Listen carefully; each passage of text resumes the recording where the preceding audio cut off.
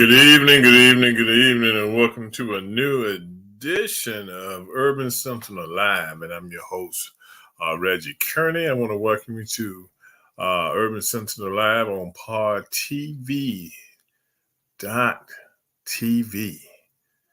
Yes, we're a strong station worldwide with 3 million viewers a year. So, I want to welcome you guys here tonight. We're going to have a good time together as we talk about a couple of issues. I'm just sitting here now sending a shout out to everyone to make sure they get on with us tonight. Make sure they check the show out, want them to do that, check out this good show, so I hope everyone is doing fine. I know you all are out doing your Christmas shopping, getting ready for the holidays. I think we all are okay. Okay, just hold it for me. I'm not quick as these young people are when it comes to using social media.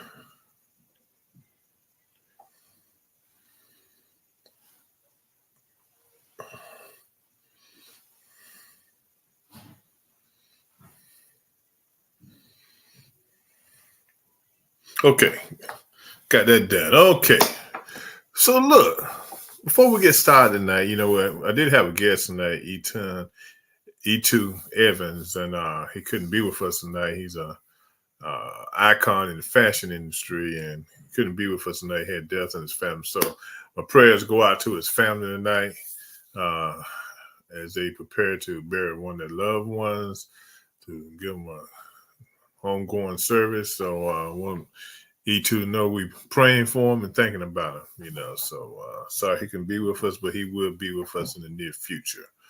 Before we get started, let's talk about a little football now. I know for my men and my women too. I think everybody was disappointed with the CFP's decision to drop Florida State out of the championship game, the semifinal that leads up to the championship game. Money. That's why I think it all boils down to was money. Because they actually have in their white paper, they do have a statement that says if the team loses one of their key players, that might diminish their ability to play the game at full speed, then they should be overlooked. Okay. I feel sorry for the guys at Florida State after they've played hard all year long. Going 13-0. I'm not a Florida State fan, but still, right is right, wrong is wrong. But it just shows what length the bowl representatives and media, the television stations that would be making a lot of money off of this, want to have the best and the brightest, I say, in the bowl game that leads up to the championship game. And I think it was a shame that, they listened to Saban down in Alabama, and they gave him exactly what he wanted, because Georgia was number one going into that game on Saturday with Alabama, and they lost, and they dropped all the way to number 6. Okay, I think that was too far of a fall. Here was a team that had a 26-game winning streak, and they got kicked out of the running for the bowl. So hey, just goes to show you what big money would do, how these schools operate. But big ups to my HBCU schools, Celebration Bowl. I'm kind of bothered and upset that North Carolina Central won't be there this year, but we got two good teams,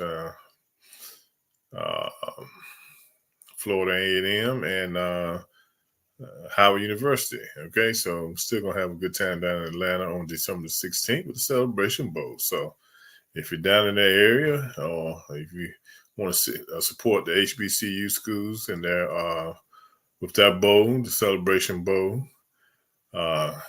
go down to Atlanta December 16th, which is, believe it or not, another week, two from a week or two, and I want to say it's next weekend, not this weekend, but next weekend.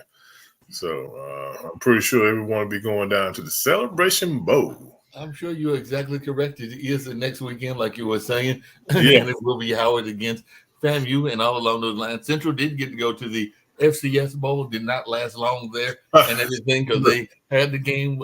Apparently, were winning it in the first half, but forgot that it is a 2-half game, and they lost to Richmond. And now I guess Richmond continued on their roll. I did not see what they did this past weekend, but there are teams that are trying to get that championship, so they did get a chance to at least have a little bit of a postseason, even though it wasn't a long postseason. It literally lasted one game, but they traveled up to Richmond. And like I said, they lost that game pretty handily, but they were winning in the first half, but let it go in the second half. It is a 2-half game.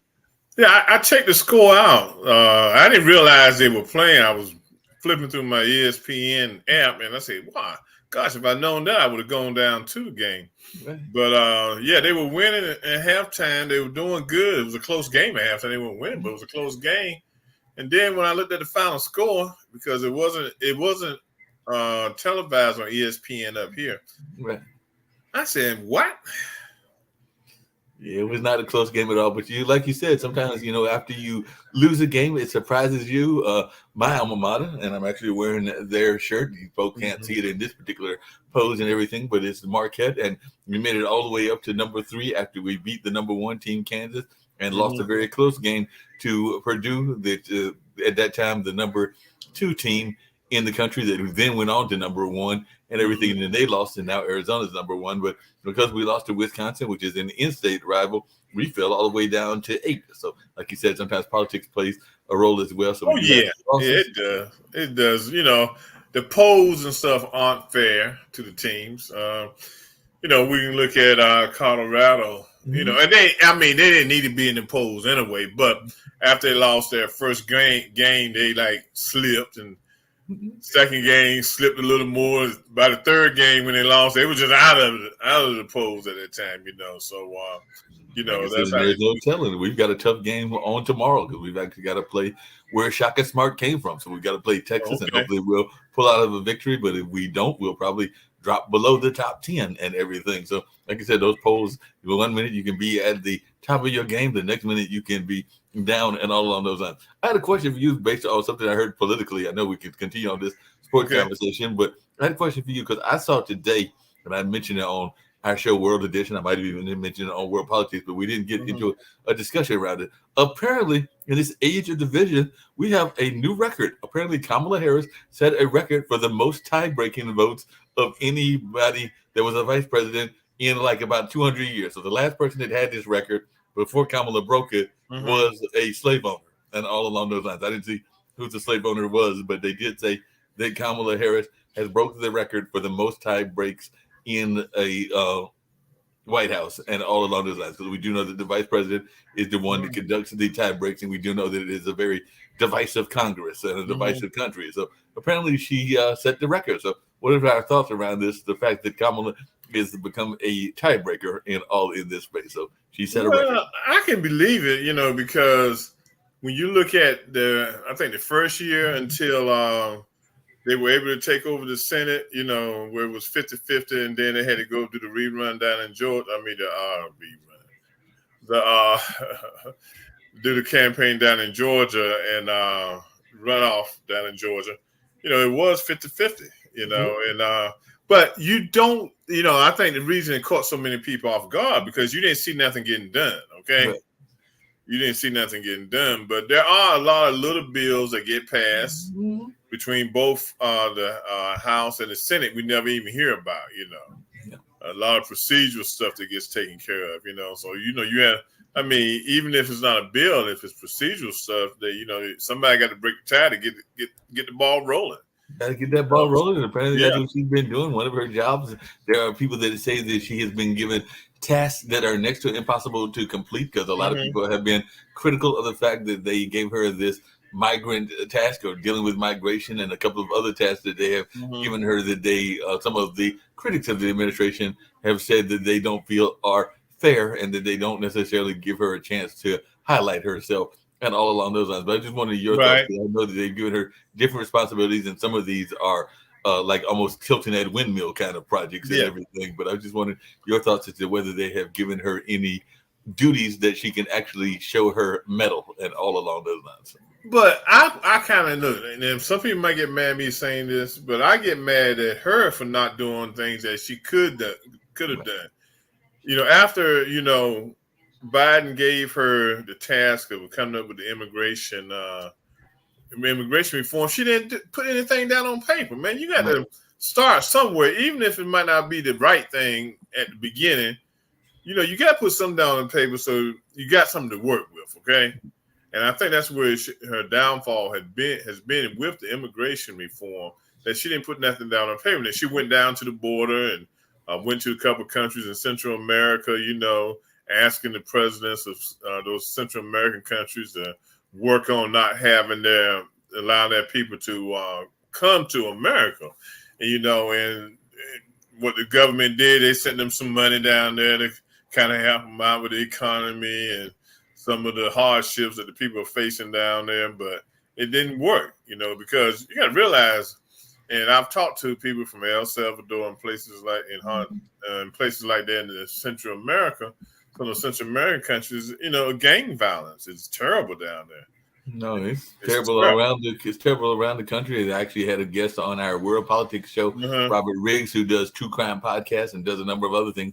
And he was talking about the impact of the cartels, not just here, but globally and a number of other places. So he was definitely saying that it is a harsh issue. But, we might be in the middle, and we've been talking about this on a couple of our shows here on the network, in the middle of a conflict right in our backyard, because we oftentimes talk about Israel and Hamas, and we talk about Ukraine and Russia, but apparently Venezuela, as of Sunday, voted that they might want to raid Guyana, because Guyana is a fellow oil rich nation and everything. So this could be a war that's literally in our backyard. So it'll be interesting to see what our politicians do when it's in our own backyard. But the thing about that situation with Venezuela and Guyana, that has been an ongoing situation for hundreds of years, because at one time, the portion of land Venezuela is saying is that that Guyana says is theirs was Venezuela's. Okay, right. So that conflict has been there, but I think what was happening is, anytime you want to gain a little power, you look at the easy way to do it. Okay, you want to gain some territory. Okay, this is the easiest thing to do, and won't be a whole lot of people won't get upset if we take this little slither of land, because didn't we see something similar in Africa? Because my dad, when he was teaching, used to teach in Eritrea, and it's my understanding that Eritrea and Ethiopia have some conflict over some land as well, and the same with Pakistan and India. So there are a number of countries that are having these territorial disputes as to who owned it, when they owned it. I think that there's even some disputes around Ireland and the UK and everything. So it does seem like there's a number of these territorial disputes that, as you just said, have been going on for decades and all along those lines. But definitely it'll be interesting to see what plays out in our own backyard. I do have to ask you this question and everything. I know you've got some other topics that you were going to bring up and everything, but are you literally, because tomorrow is the big date, I think they're doing it in Alabama, if I remember correctly, it is the fourth and final debate, and apparently there are only four Republican candidates: DeSantis, Vivek Ramaswamy, or as my brother calls him, Beatbox Ramaswamy. That's his nickname for him and everything. And also Christie and Nikki Haley. And there are some people that saying that if she can get enough support, that Nikki Haley may have a pathway to victory if she can get past that mammoth of Trump that apparently has this big lead, and it looks like we're heading to a Trump-Biden rematch, and he hasn't been in any of these debates. But there are four candidates on the fourth debate. So I just wanted to know, Reggie, are you going to be watching the debates, or are you tired of these folks talking? I haven't even watched the first one yet, so no plans to watch it tomorrow night, because they're really not talking about anything. And I'm sure tomorrow night there'll be more fighting among themselves, because they want Christie to step out of it. They want what's the guy, the Indian guy? They want him to step up.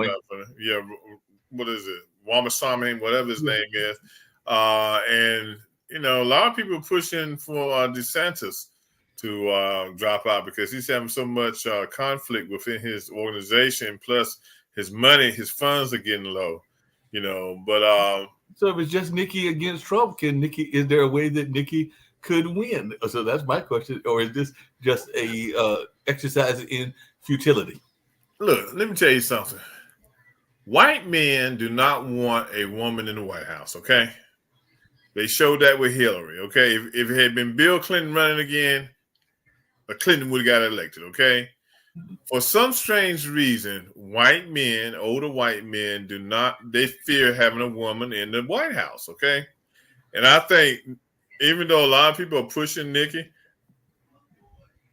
I think that she'll face the same scrutiny that Hillary faced.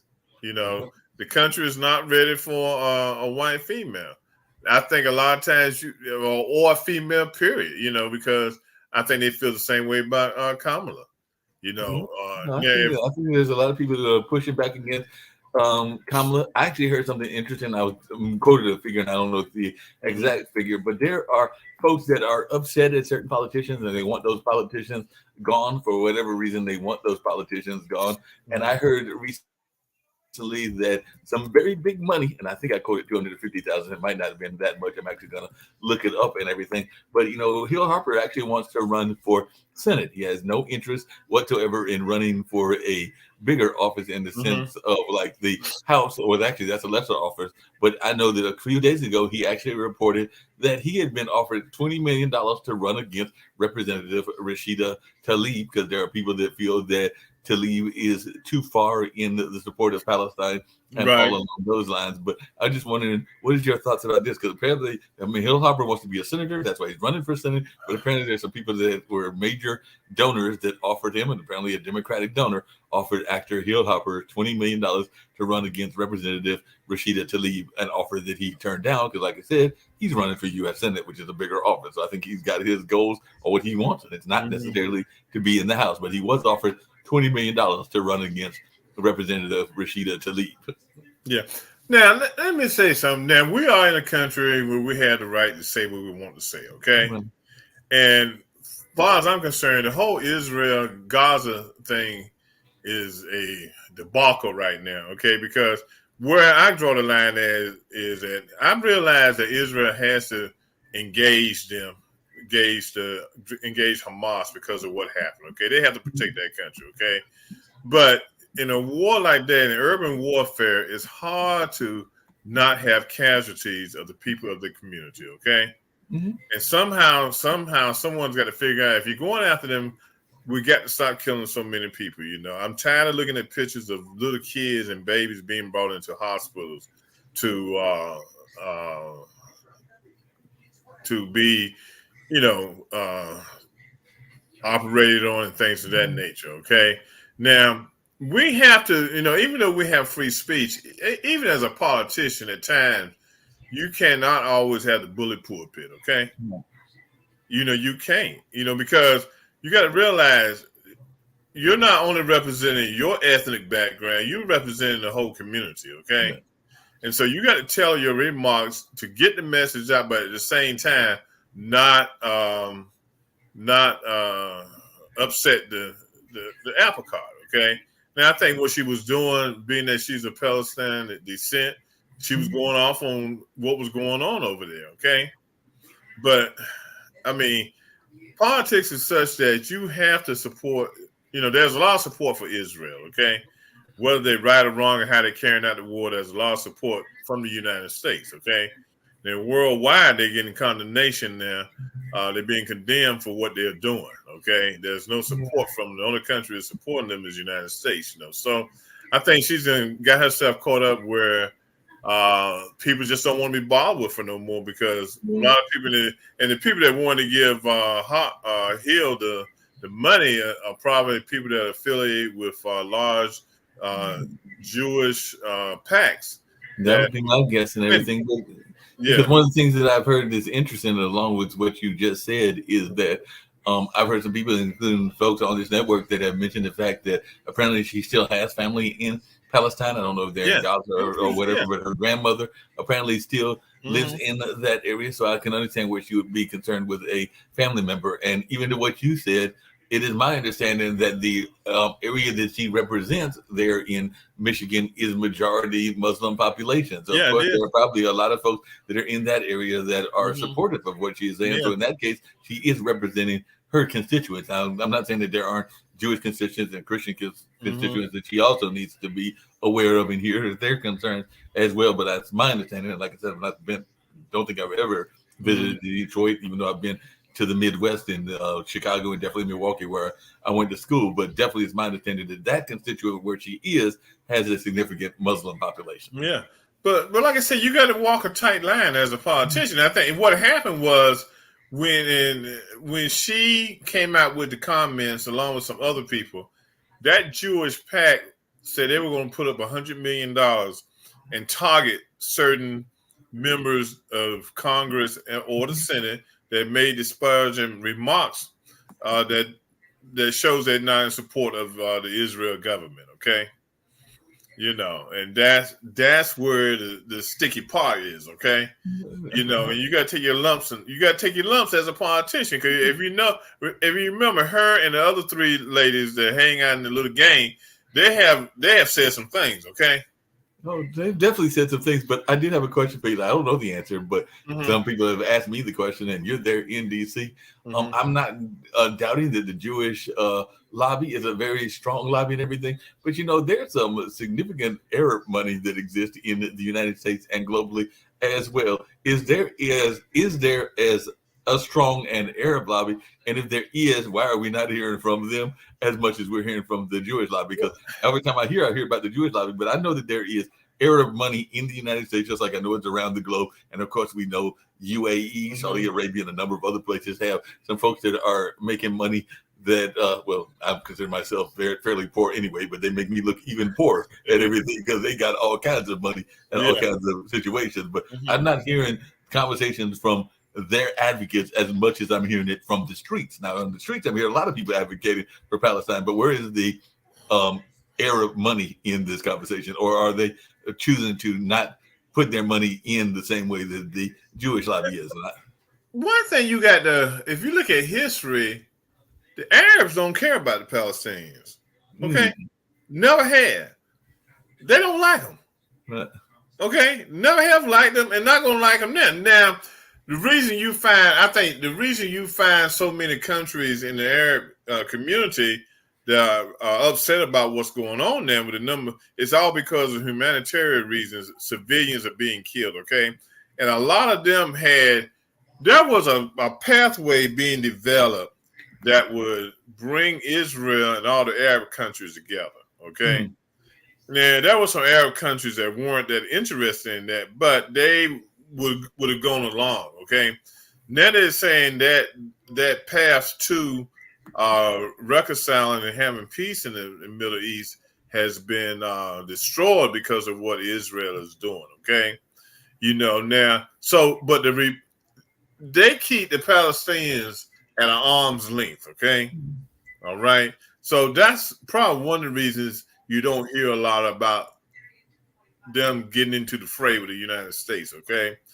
What you do find out who's getting in the fray are all these militant organizations. You hear about the Hutus in right. Yemen, and Hamas and ISIS and other organizations that are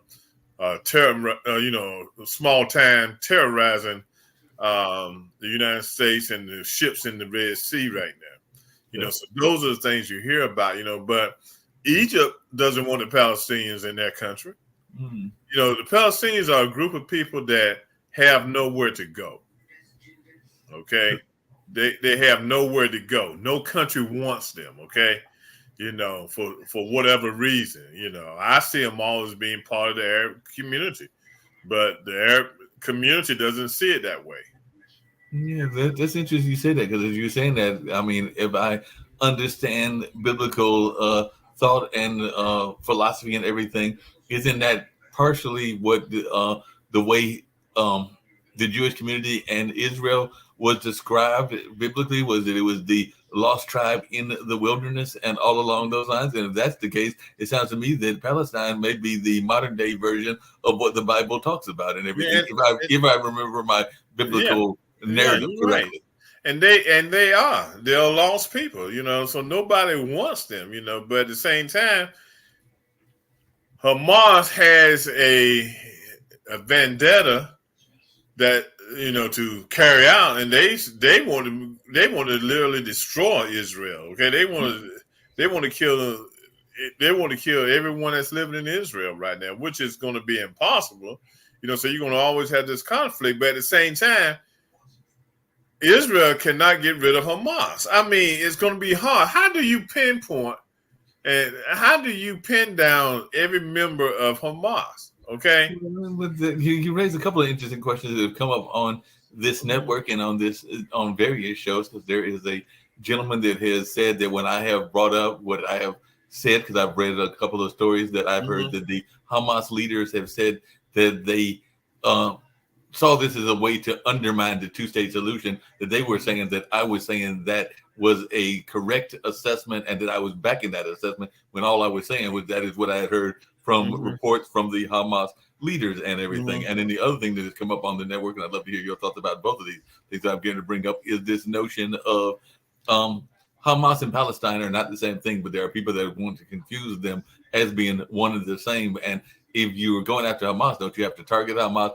and not assume that every Palestinian is a member of the Hamas party and or the Hamas organization? But there are some folks that will say that Hamas and Palestine are one and the same, or Hamas and the Palestinians are one and the same. I know. I don't say that. It's just like the Klan, okay? Right. Now, every white person was a member of a Klan, okay? But they felt the wrath of what was going on with the Klan because they were white, okay? Right. And so during the time when the Klan was out there acting foolish, every black person identified any white person they saw during that time in the South as being a member of the Klan. They didn't know who was the members of the Klan were, but sometimes they did know. Right. You always knew who the Klan were in your community. But it's just like that, guilty by association, okay? Now, I've been thinking about this. I think what's going to happen with Palestine is that because of the killing of so many civilians, okay, that's taking place, the younger generation is going to splinter from the wisdom of the older generation, okay? And that might be how Hamas will refill their ranks, okay? When you see if you spend enough time in that area during this time, and you see your niece or nephew or cousins dying at young ages and stuff, and people, they keep pushing you away and telling you go south or go to this area, and you keep seeing bombs being dropped on you, and people getting killed around you, civilians that have nothing to do with Hamas. That works on your psyche, okay? So eventually you're going to be so bitter that you're going to go join, and they know this, okay? Right. They know this. I was listening to Joe Scarborough's show this morning, and they say it's two things Hamas, is lacking: the ability to kill Jews and the ability to get Palestinians killed, because it's a win-win for them. It sounds like a win-win for them in their way. But the other thing that's been brought up on this network, and I'd love to hear your pushback or your thoughts around this, is this notion that just because you chant something that you believe in it and everything, because a lot of people are hearing the protesters use the phrase from the river to the sea, and they're assuming that everybody that is making that chant is definitely wanting the eradication of Israel. But we know a lot of times people will take up chants that are not necessarily things that they totally believe in everything. As I've said on this show, and I've said on other shows as well, one of the popular refrains I remember doing Occupy was "Whose streets, my streets," and the notion is that the streets belong to the people and everything, when we know in actuality the streets are a government entity and all along the lines, because streets that are actually maintained by government agencies, whether that's the Department of Transportation on the state or the local or the national level, if you're talking about the interstates and everything. So it is a refrain that people use, just like people used to use the refrain of defund the police. I personally think that was a bad refrain because I think people took it to mean it literally, when I think most people were just saying reform the police or Yeah. change the police, Yeah. but that didn't have the same kind of catchy rhetoric kind of phraseology that people like to have in their chants and in their philosophies and everything. And I think the same thing with the From the River to the Sea, because I don't think everybody that says that is necessarily saying it in the context of the way that it might have been meant intentional originally. Yeah, and you gotta understand, I didn't realize. I knew it was a big Palestinian community in Detroit area, but I didn't realize there was as many Palestinians in this country as it was until they came to D.C. to protest. Okay, Yeah. There are a lot of Palestinians in this country. Oh, there are a lot of Palestinians in this country. I mean, one of the things that I've not brought it up, but I'll bring it up this time and everything. But there are certain groups of people that run certain organizations, and sometimes they even get pushback because of their having a certain business knowledge and all along those lines. I can tell you that right now it's an African because I just went up to the store not that long ago and everything. But I can tell you that there are Palestinians and Arabs that run many of the grocery stores and the service stations, even here in North Carolina, and I'm sure they're in DC and a number of other places. So you can pretty much go to several gas stations and you might see either some of the managers or some of the other people that have some Arab background and in some cases a Palestinian background. And I'm not knocking people for having that hustle, just like I don't knock the Indians for coming into the country and having that hustle and that wherewithal to rise themselves up and all along those lines. So I knew that there was an active population, not saying it's a giant population, but an active population even here in Durham, North Carolina, because I could go to some of these gas stations and see who's running or managing the gas stations. When I worked for, at one time I worked for 7-Eleven, a number, almost 6 years as a franchise consultant. And all the stores were under my belt, they were ran by foreigners. They were either Palestinian or either Indian or either Pakistan. We had very few blacks in the system. Okay, very few blacks in the system. And they gravitate towards operating hotels and service stations, and mainly through the 7-Eleven franchises and stuff. A lot of them have made a lot of money, are rich because of 7-Eleven.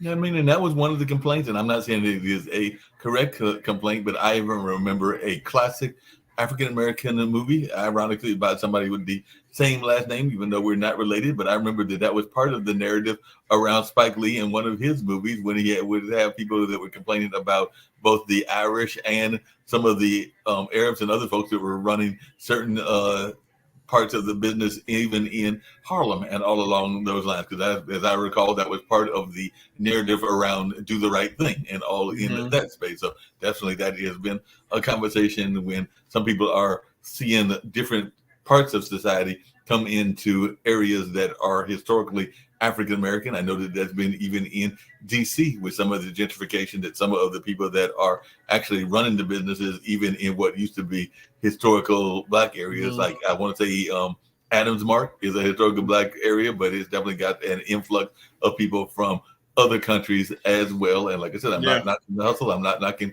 them trying to make a name for themselves. But the thing that I hope for, and I don't always get what I want and everything, but even with Haytown, which is a place that I work at, and is part of the historical Black Wall Street, I don't knock the white individuals that move into these new houses or these new communities. I just personally wish that they would learn more about the history of the neighborhood that they are moving into. Not saying that they have to totally buy into it, but at least learn the history of where you are coming into. And that's one thing whites don't do. A couple of years ago, because of gentrification, and you find in the area around Howard University and those row homes and stuff, a lot of whites are buying them and everything. So they had their dogs, their cats, their pets, and everything. So they walk their dogs, and they at one time, I don't know if they're still doing it, they were walking the animals in the house on the Howard University campus. Okay, and there was a big to do one day because you know how I'm in the fraternity, and along with a lot of people I know, you have your own little plots on each campus, okay? The Alphas have a plot, Kappas, the Deltas, AKs, and stuff have a plot. And one of the fraternities had a tree. And the pet owner allow the dog to, raise his leg up on a tree and use the tree as a pen pole, okay? Basically, feed on the tree.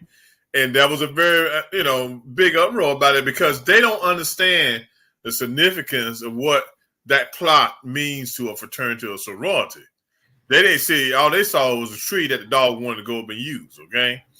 That's all they saw. So they come into the neighborhoods, and along with a lot of the other foreigners, Ethiopians, very strong in D.C., very strong population. So they don't understand when they come into our neighborhoods what we do and how we do it and what it means to us, okay? Our traditions and things of that nature. So, it does cause some friction in the community. Yeah.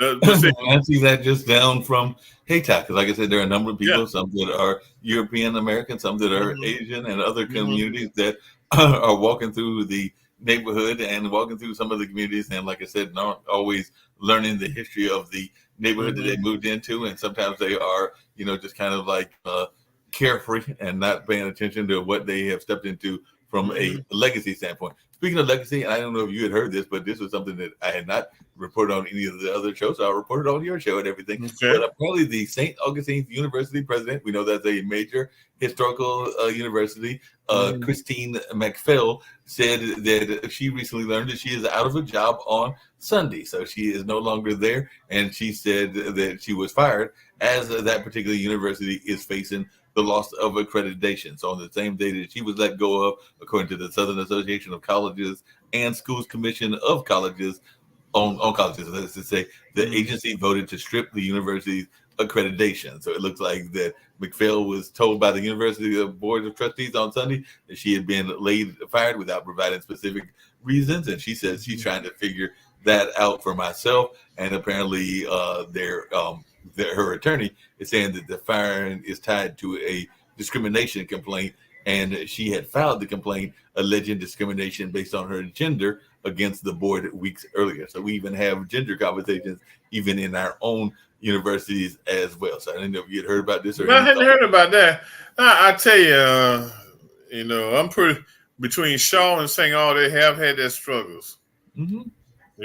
Financially. And I think that one of the reasons they've had the struggles being private schools, their tuition rates are much higher than, of regular schools. But those schools, and growing up in the Raleigh-Durham area, those schools have provided a need for the community, okay? A lot of people have gone through those doors at St. All and at Shaw and got their degrees, okay? So they have benefited the community. The one thing that happens with us as Black alumni, we don't give back to the schools like we should. Yeah. Okay? If everybody who graduated gave $5 a month back to the schools, you could see the big difference. Okay? Because a lot of students have gone through those doors, but we won't even give $5 a month. No, but we've even had some big athletes that have given money that I don't even think necessarily went to these different schools. I remember that a basketball player that I admire, Chris Paul, had definitely given support to a number of HBCUs, including some HBCUs here in this area. And while he might not have gone, I think he actually went to a PW. Well, he finished up his degree at Winston-Salem. Okay, he did finish up his degree there. Yeah, he finished up his degree at Winston-Salem and stuff, But you have something to give, but, it's great that the athletes do their part, or some of them do their part, but we can't always sit and wait for the athlete to come along and drop $1 million here, okay? Right. We got to do a better job of giving money back to our universities, okay? We just got to do that, We definitely got to do that. And by the way, just coming back to Christine, apparently she had succeeded her husband. Her husband had died apparently of COVID just 3 months into the job. So in early 2021, they named her president, succeeding her husband, Irvin Presley, who, like I said, unfortunately died of COVID just 3 months into the job. And she has spent much of her 10 years working on, as you said, solving the financial issues and stabilizing the enrollment at the university. Because there was even a time that because of some of the athletes pushing for their kids to go there, because of some significant athletes going and working in the different universities, that we were seeing an uptick in the enrollment in even some of our HBCUs because of big names like you mentioned, Dion, and a couple of others that went to work. But now apparently, when he went to Colorado, he took about he took about 8 people with him from Jackson State, including his own son and a number of others. Yeah, and the thing about it, when you look at the enrollment of Shaw and the enrollment of St. All probably got what, maybe 2,000, 3,000 students. Shaw probably about the same. That's not a lot of money. When you're talking about a large percentage of them are getting financial aid, that's not a lot. You don't have a lot of money coming in, and we don't support our sports. Okay, we just don't. Okay. No, we don't support our sports, but we also don't support some of the programs that they do, because it's my understanding that Shaw has the Cyber Bears, which is a computer program. I think St. Aug might have some stuff that's in the technology field as well, and I'm not even sure that the people in Raleigh are supporting some of those programs as much as they should be supporting. I'm not saying that the parents aren't supporting, but I'm just talking about the community as an overall whole should be supporting some of these initiatives as well and everything. Matter of fact, I think there were some people that were giving some criticism of it, even here on this network, the fact that Biden had said that he was going to give, I think, some of the Department of Energy money to HBCUs. Now, if HBCUs are doing work in energy, I think that it's perfectly fine for him to give them money, just like he would give NC State money if they're doing work in that particular field. But I think that there are some folks on the network that felt that it was being a case of reverse racism and all along those lines. And I'm not saying that I necessarily agree with that philosophy, but everybody has their right to their opinions and their philosophies and everything. But definitely, folks, I want to come back to something on sports, and I know we still got probably another 20 minutes. There are probably other things you want to talk about as well. But there is this notion of new initiatives, because you started off with sports. I'm going to come back to sports. I was just wondering your thoughts. And by the way, my fantasy football team sucks. I think I like it and all along those lines. So I'll be heading to the Sucker Bowl. That's what we call it when the losers play to see who's going to be the best loser of all and everything. So I'm heading to the Sucker Bowl again, and all in that space. But I can say that I beat my brother and the commissioner. So at least there was a silver lining of some degree in this whole chaos of a season. But one of the things that has been going on is because of the ratings and because of always trying to have efforts to raise the efforts, there are always these new initiatives. And a lot of people are familiar with TBT, which is the sports tournament that takes place with both existing professional players and college players. And actually the Golden Eagles won, I think, about 2 or 3 years ago. And now I just saw that there was one for soccer and all along those lines. I don't know how much money you got laying around and everything, but I saw that because they wanted people to enter their team. And I knew that there were teams that were created by some of these folks that wanted to be in this tournament and all along those lines.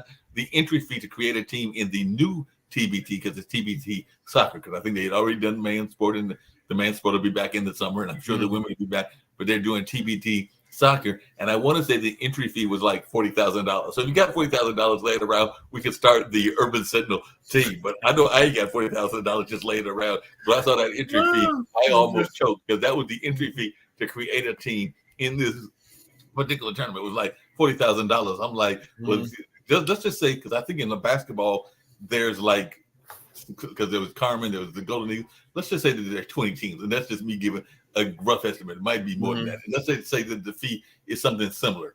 20 teams, and it's probably more than 20 teams. Let's just say 30 teams. 30 teams times $40,000, and let's just say it was higher for basketball. Maybe it was 50,000. 30 times 50,000. That's a pretty good amount of money that the TBT organization is making. I don't know the math off the top of my head, but that sounds like 1.5 million or something like that.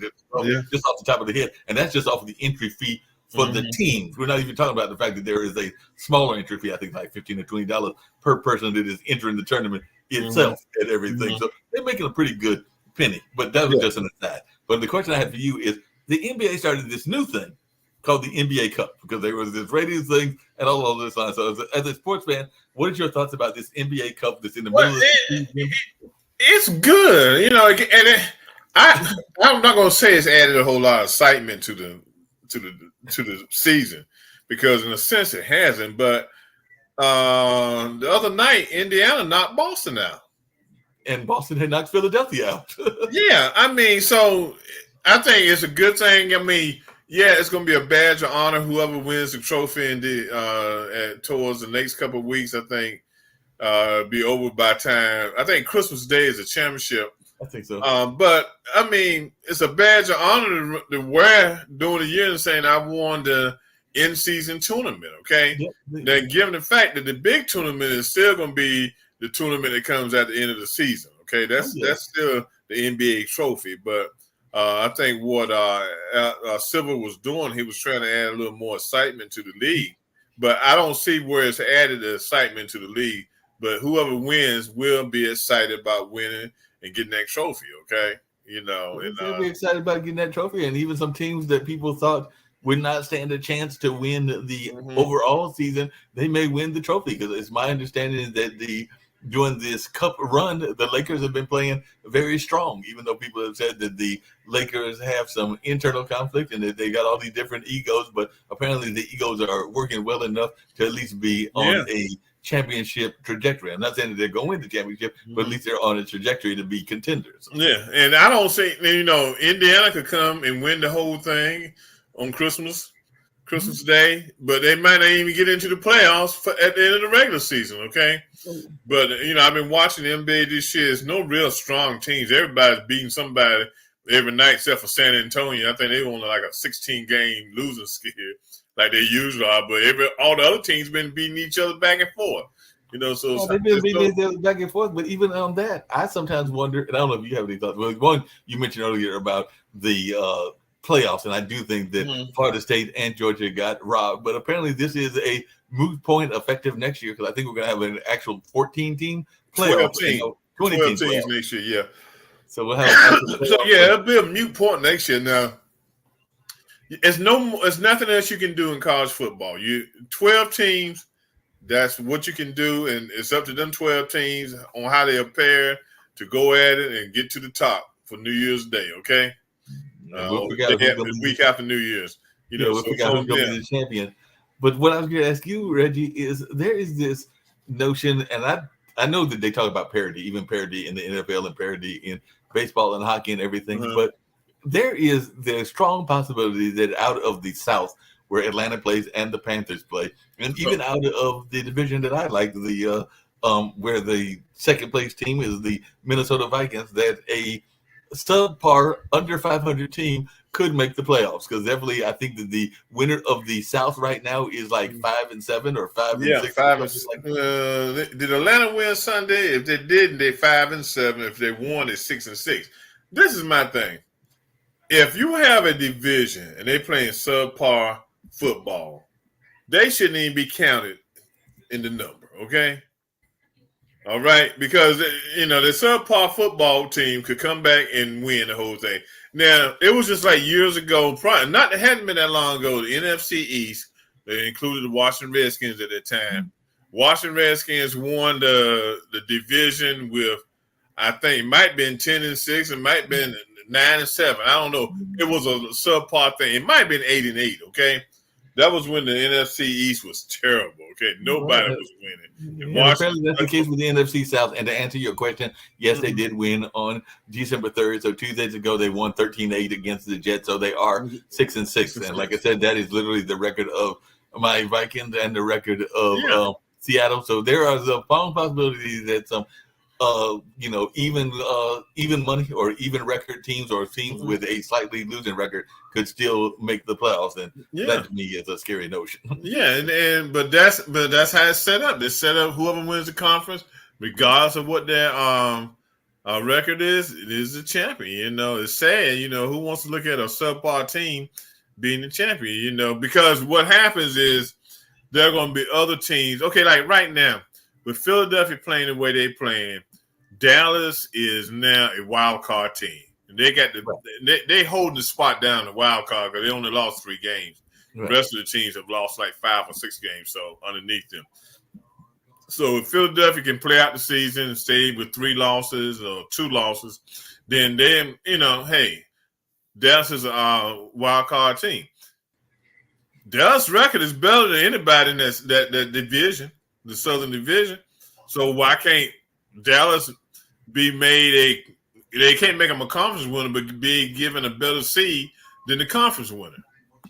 Because right now I was looking at the NFC. Right now, you are right. The NFC, the Eagles would be one of the top seeds. The Cowboys would be a wild card because, like you said, everybody gets in that is the winner of their conference. So right now, the 49ers would be winning, the Lions would be winning in the NFC North, and the Falcons with that 6-6 record would be the NFC South winner. And like I said, the Vikings, the Packers, the Seahawks, and the Rams are fighting for one of those other seats, and all of those have like a 6-6 record and everything. Yeah. So, So I mean, it's crazy, you know, but that's sports, man. That's sports. That's how it rolls, you know. And like I said, the 6-6 team could end up being the Super Bowl champs. Okay, they could get hot all of a sudden and run right through everything, you know.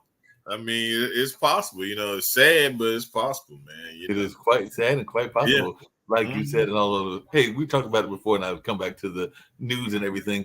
Are we stuck with this whole notion of Trump running against Biden, or is there any possibility that Nikki or DeSantis or somebody else is going to run, or even like a third-party candidate, whether it is the No Label Party, and we do have some people associated with No Label here on the network, like David Walker and others that have affiliations in that space. But do you see any way that we're going to escape this, what seems like an inevitability, which is going to be a Trump-Biden rematch?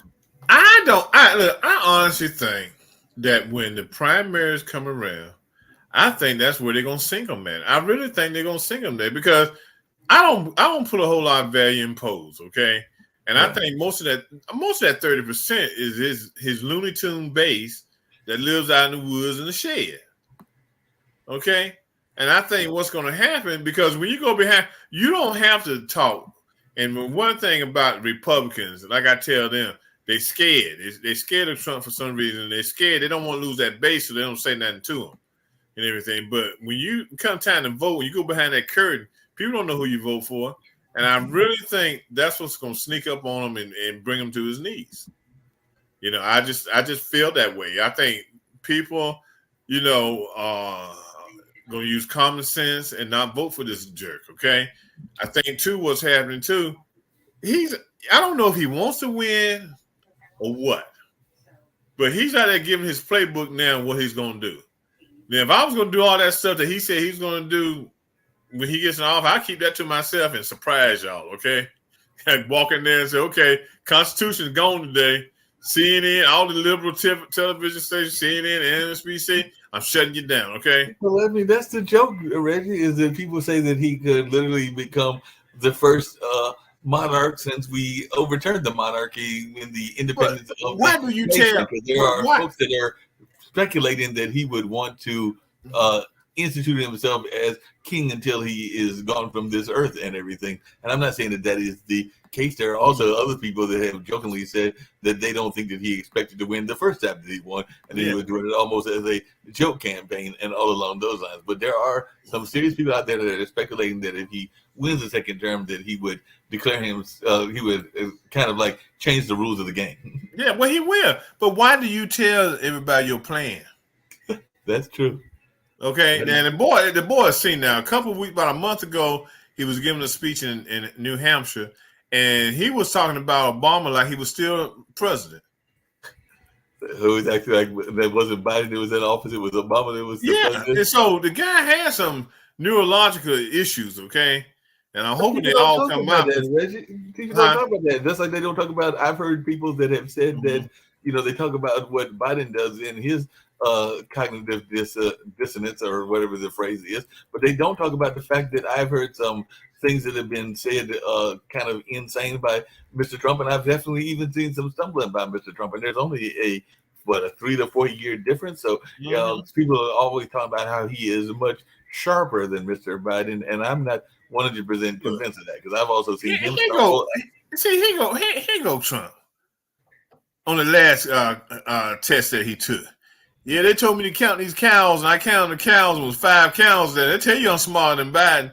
No, they getting him them dumb kitty tests, and he's swerving down. He's the smartest man in the world. Yeah, dumb as a frog. Okay, dumb as a frog, and it got him believing. He said, "Yeah, I counted." They said, "Count them cows." I counted 5 cows. Okay, that shows I'm smarter than Biden. Okay, come on now. I mean, because he could count up to 5 cows. Yeah. But I really think that the primary is going to do with me. I really think that it's gonna be a fight at the Republican convention, and that's how I feel about it. I just Hey, do you think there's going to be a fight in some of the other areas? Because we got a possibility of two African Americans running against each other. Right now, it looks like it's going to be Josh Stein against the current lieutenant governor, who has said some very interesting things. Y'all don't need to let Porky in. Porky, he's just crazy. I don't know what, man. I don't know who crazy, him or Trump. Yeah, he said some interesting things, even about the LGBTQIA community and things around religion and a number of other things. And it's even a possibility that if the gentleman that is running against Josh Stein wins, who is Mr. Morgan, Mike Morgan is a judge who wins, that we could have two African Americans running for governor, which would be a first time in North Carolina and all along those lines. But that is a slight possibility because there are people that are not happy with Josh Stein. So we might have Mike Morgan against Mr. Robinson and along those lines. So it might be the Eminem show in that particular race, and whoever wins would be the first African American governor of the state, if that was the case. And it could happen. It could happen. Now it's a commentary, a documentary out now. I can't think of the gentleman's name. He's a lawyer. He's out of New York, and he's doing a political documentary. It's on HBO Max. Okay, and he was talking about the way to solve the problem, and he named like 6 or 7 states that like have a large black populations. Is that we should do reverse migration back to the South. North Carolina was one of the states, because I think North Carolina has 23% African American, and how African Americans could up that number back, move back to North Carolina and vote and take over the state. And he named a number of states in the curve: North Carolina, South Carolina, Georgia, I think all the way down to maybe Mississippi or Alabama. Mississippi, Alabama. Florida wasn't included, Texas wasn't included. But that little dip right there, we could have control of all those states.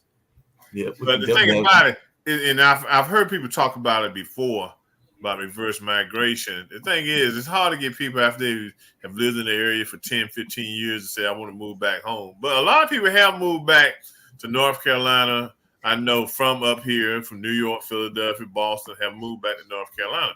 But I don't think yeah, that could be an interesting idea, because I don't know if you remember this, Reggie, but there were people even from our motherland that were trying to get us to move to different countries, whether that was Ghana or a number of other things. But I don't know that a lot of people, when they've gotten comfortable with Western ways, and particularly United States ways, if they are going to be as comfortable. Even though I've got friends that have visited places like Ghana and Kenya, and they tell me that they are treated like kings and queens all along those lines. Yeah, so they might actually want to make that move. But I've heard some people that have been, matter of fact, my barber, one of the people that used to visit that barbershop regularly, was from, I think, Ghana, and he was talking about some of the initiatives that they were trying to get people to come back to that particular African nation and all along those lines. And some people were literally taking them up on it. So they want our expertise, and like, okay, politics drives the community, okay?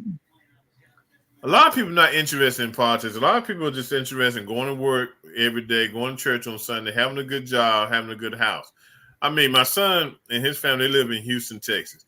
Texas is probably one of the worst states for being a conservative, other than Florida, in this country. Texas is still working on a secession plan to secede from the union.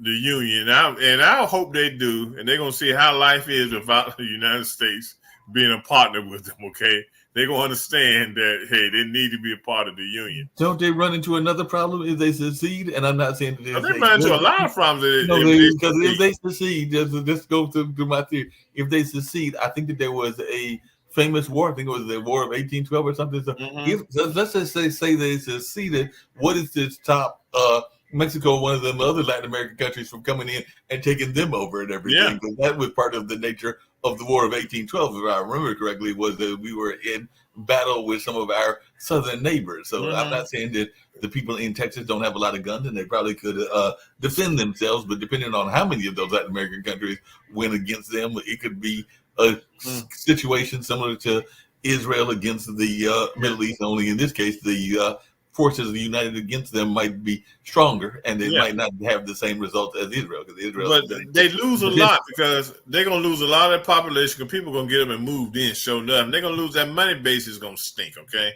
Right. They think people will just stay just because. But politics drives the community. Okay, so a lot of times people have a disconnection with what's going on around them. They're not really interested in politics. We're interested in politics because we talk about it, we read about it, and we understand it. But we're only a small percentage. I bet we're a 5% percentage. I think 95% of the Americans really don't keep up with politics until it's time to vote. No, I would definitely agree with you. 95%, Yeah, even when it's time to vote, because I brought up on this show and I brought up on other shows as well, is that a number of people vote according to the way that they are told to vote, because they yeah. get those lovely little voting cards Flyers in the mail and stuff.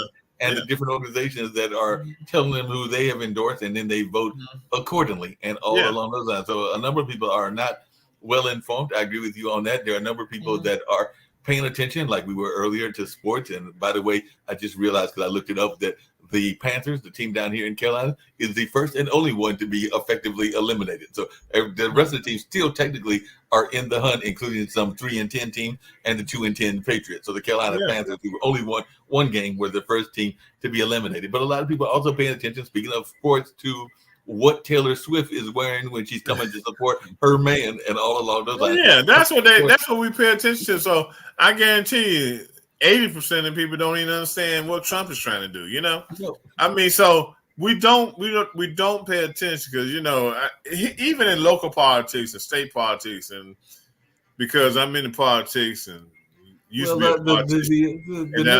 the network head here, Nick Palvedo, has brought up on several of our World Edition shows, and on this I agree with him.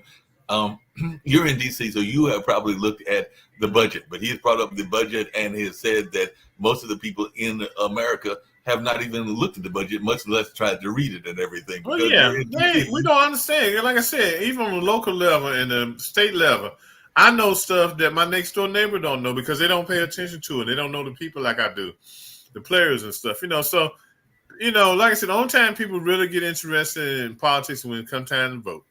Yep, and then they don't know what they're voting for because, like I said, they really haven't kept up with the candidate. Okay, they just haven't. So they haven't kept up with the candidates, and not only that, but they don't even know the importance of the local person. Because, like I said, as we've said before, some of the decisions that are important to you and your family aren't just on the federal level, and not knocking the federal level, but there are important things that the school board does, that the county commission does, and a number of other people do. And a lot of times people just ignore that. Like here in Durham, our new mayor just got inducted, and he had his swearing-in ceremony on last night. I did not get a chance to attend it, but he's even talked about one of the things that he wants to do is talk about infrastructure, like around transportation and around the homeless issue and a number of other issues. And it'll be interesting to see, one, whether folks pay attention to what he has said he wants to do and whether he actually does it, or whether it's that lip service that some politicians give. And I actually am a friend with Leonardo Williams, the current mayor, and everything. So I'm hoping that he will actually be one of those folks that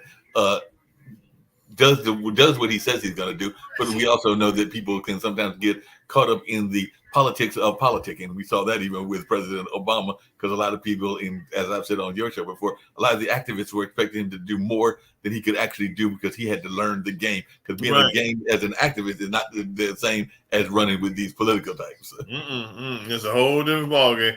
I wouldn't be president of the United States. I mean, them guys, you go 4 years without getting into sleep, okay? Yeah. I need to get my rest some days, okay? It's just one of those it's a thankless job that you add it 24/7 and nobody, hey, you just go through it.